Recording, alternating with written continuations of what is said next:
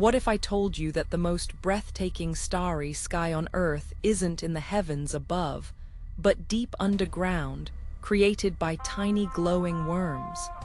Picture this. You're standing in a cave so dark, you can't see your own hand in front of your face. The air is cool and damp.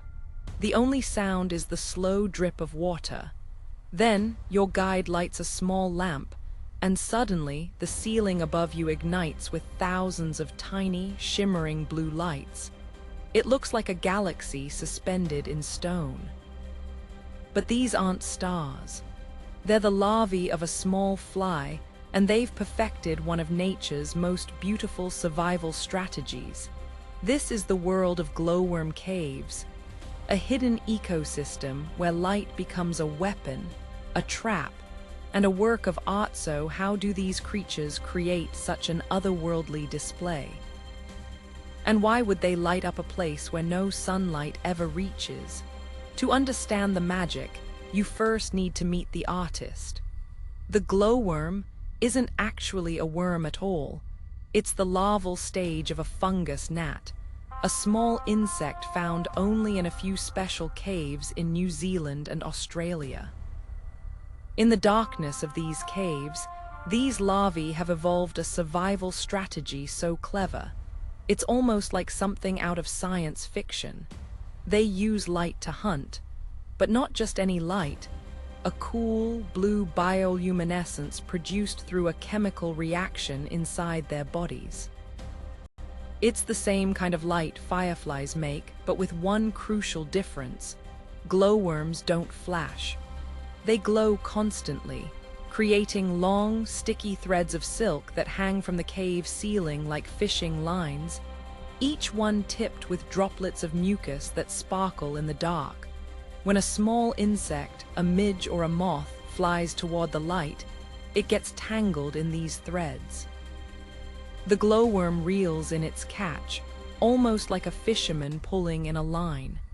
It's a deadly, beautiful trap, a galaxy that eats now.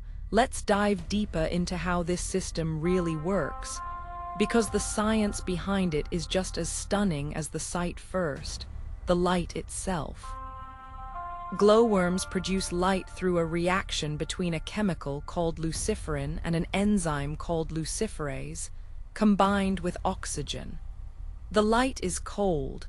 Nearly 100% of the energy becomes light, with almost no heat wasted. That's why thousands of glowworms can fill a cave with light without raising the temperature even a single degree. But producing light is expensive. It takes energy. So why would a creature living in nutrient-poor caves spend so much effort glowing? Because in total darkness, light is the ultimate lure. Most cave insects navigate using subtle air currents and senses we don't fully understand. But when they see that steady blue glow, they instinctively fly toward it, likely mistaking it for the open sky. Once they're close, the sticky threads do the rest. And here's where it gets even more fascinating. Glowworms aren't just random lights. Their strategic studies have shown that glowworms adjust their brightness based on how hungry they are. A well-fed glowworm might dim its light to save energy. A hungry one will glow brighter, increasing its chances of a catch. They even compete with each other. In densely populated areas, larvae will glow more intensely to outshine their neighbors and attract more prey, but there's a delicate balance. Too much light can alert predators. Too little and they starve. So each glowworm is constantly fine-tuning its display, a living pixel in a cave-wide masterpiece now. What happens when these glowing larvae grow up? Because this is where the story takes a surprising turn. After months, sometimes more than a year, spent glowing and hunting, the larva enters a pupal stage.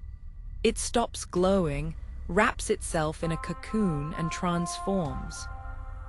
A few weeks later, an adult fungus gnat emerges, and here's the twist. The adult glowworm doesn't glow at all. It has no mouth. It can't eat. Its only purpose is to reproduce, and it has just a few days to do it. Males fly through the dark caves, searching for the faint blue glow of females who stay near their larval sites, emitting a subtle light to attract mates.